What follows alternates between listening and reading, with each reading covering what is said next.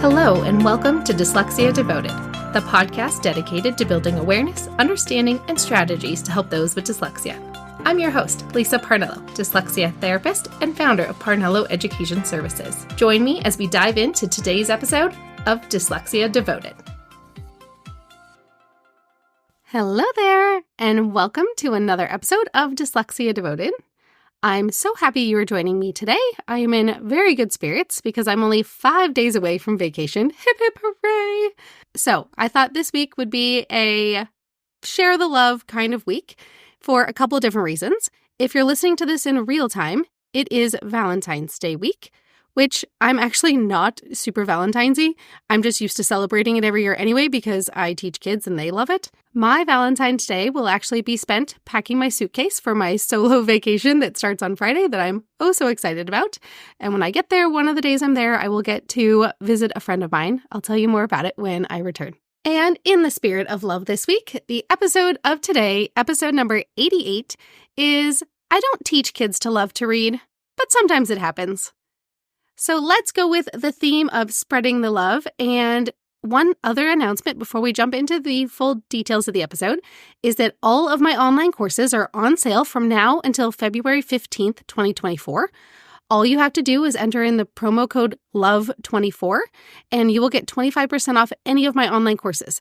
So whether it's the parent course, the educator course, the writing booster workshop, the spelling booster workshop, any of those ones. There's also a morphology course that would make more sense to educators than to parents, but anybody's welcome to learn from it. Jump on over to parnelloeducation.com/courses and see if any of those are of interest to you while they're on sale just for this week until Thursday.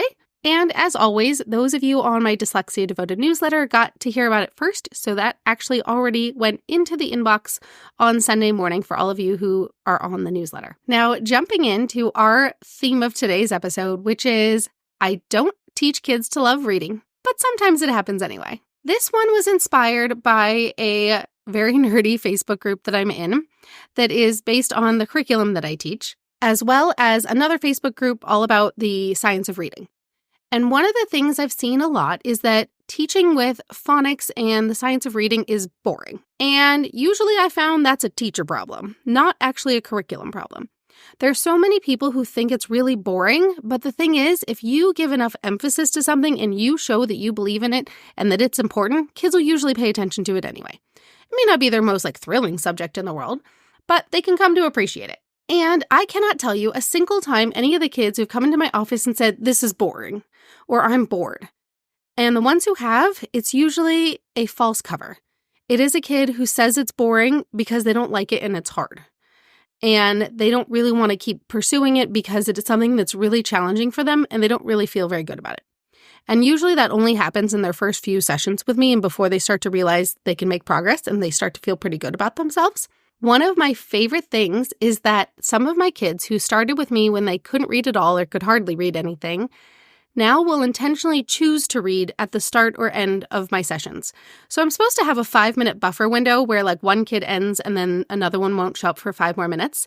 That basically never happens. Somebody's always a minute or two late or a minute or two early or 5 minutes late or 5 minutes early. So that buffer window is more of hey, at least I'm not late for the next session, even if it doesn't actually give me a full 5-minute break like I intend for it to some days. Anyway, during that 5-minute buffer window, I have several of my kids who love to come in and read a book, either one that they brought with them or one off my shelf. And that's how they love to start their day in reading tutoring, is reading a book. And they absolutely love reading. Now, I teach the same boring curriculum that a bunch of other people don't like to teach. But why do these kids love to read? Because they feel successful. Usually kids with dyslexia hate to read because it's challenging and they don't feel very successful.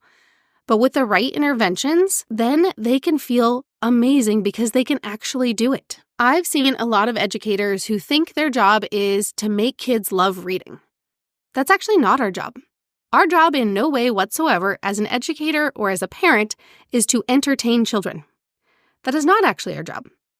Our job is to provide the right level of support and instruction and encouragement that they become successful adults. That they become able to take care of themselves, to have a good job, to be able to succeed in life. Our job is not actually to provide them amusement. Sometimes it happens, and sometimes it's really fun to have fun with the kids, and it's really fun to teach them to love something and enjoy something. But that's not actually my job in life, and I never make it my job. I never try to play a whole bunch of games with the kids, and in fact, I realized one day when I had a little itty-bitty kinder first grader kind of age kiddo that wanted to play some sort of reading game, and I was like, oh, yes, we could play a game. I so rarely play games in my office with my kids. We're more like a get down to business, but I keep it at a quick pace. We talk about it a lot. We have good discussions. We have good bonding connections with each other, not just about, the book stuff that we're reading, but other things too. And being able to develop that relationship is really important, but very rarely do we actually play any games in my office. Or if we do play a game, it's like math facts games or typing games. And it's all very, very educational in my office. And then I see comments or hear comments from people saying, well, it's boring to do blah, blah, blah.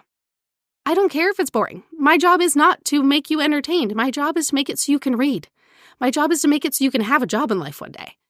My job is to make it so that you understand what you're reading. And then sometimes when you can do all of those things, you do love to read. And not everybody has to love to read. I don't always love everything.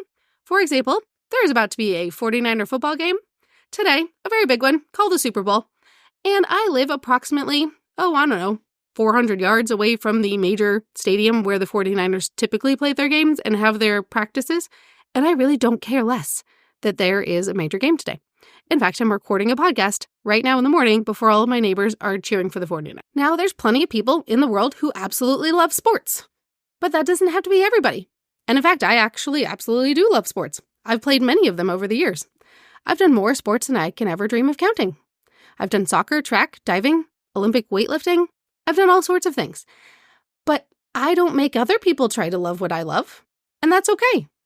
And we need to remember the same is true for kids and what they like to do or don't like to do.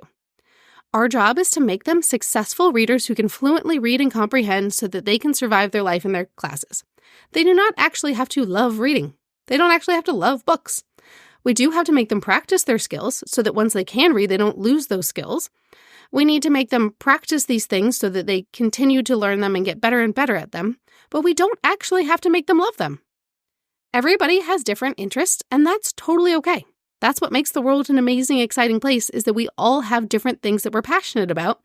And when we can invest our time and our energy and our passions, then we can develop new ideas and create new things, and that's what makes the world a wonderful place. But we don't actually have to make them love reading just because we love reading. But with that said, when we teach a kid how to read and how to read well and how to be successful at it and how to pick books that interest them, then sometimes they absolutely do love reading. One of my favorite memories, and in fact, I have a sneaky little picture of it that I can't share because there's children in it, is of this one day where I had a 3rd grader and an 8th grader peacefully reading a book side by side, both of them completely engrossed in their book. One kiddo had just finished his session, and then the older girl had just walked in early for her session, and their favorite way to start and end their sessions was to sit and read a book, side by side, not even talking, just being fully engrossed in a book, and I absolutely love it. I've had a few families send me pictures or videos of their kids reading on a couch, unprompted, just because.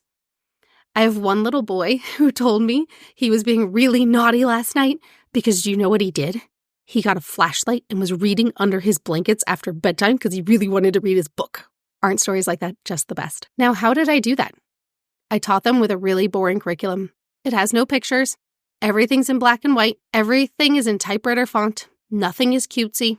There's nothing flashy. There is nothing overly exciting about any of it, except I teach them how to understand it and make it so they actually can do it. And sometimes that's all it takes. And there's other times where I have kids who can perfectly read well, but they will always choose an audiobook over a regular book. I'm okay with that, as long as they get their knowledge from somewhere. And not every kid's gonna love to read, but you can be darn sure that every kid that walks out of my office can do it. And I'm okay with the fact that not all of them love to read, even though I taught them how to do it pretty good. But that's okay. I gave my all. They learned what they needed to do to have happy, successful lives. And that's what's really important. So this is your little reminder that sometimes spreading the love of reading doesn't always happen the way we wish it would, but sometimes it just does. We have to remember that all we can do is give them all the tools they need to be successful and cross our fingers that they love the things that we love, but knowing that that's not always the most important thing. The important thing is that they have the tools to use when they need them, and they're ready to go to be successful in whatever it is they choose to do and love. All right, that's it for today. My mini recap is that there is a Share the Love sale of all of my online courses with just the promo code LOVE24, no spaces or anything like that. And if you go to parnelloeducation.com/courses, you can see all of the courses that are available. That promo code will work for any of them up until February 15th, 2024. I hope you have a fantastic rest of your week. Spread some love and kindness around. And I am going to try my best to record one more episode before I jet out of town. And cross your fingers. If not, I will post a new episode whenever I return. Because, in a dream world, I would record all of these things in advance of the podcast, but that's not what world I live in right now. I'm working 12-hour days. And so, yes, I'm not actually going to get ahead of schedule anytime soon, but I can dream, right? All right, that's all for this week. I will see you next time.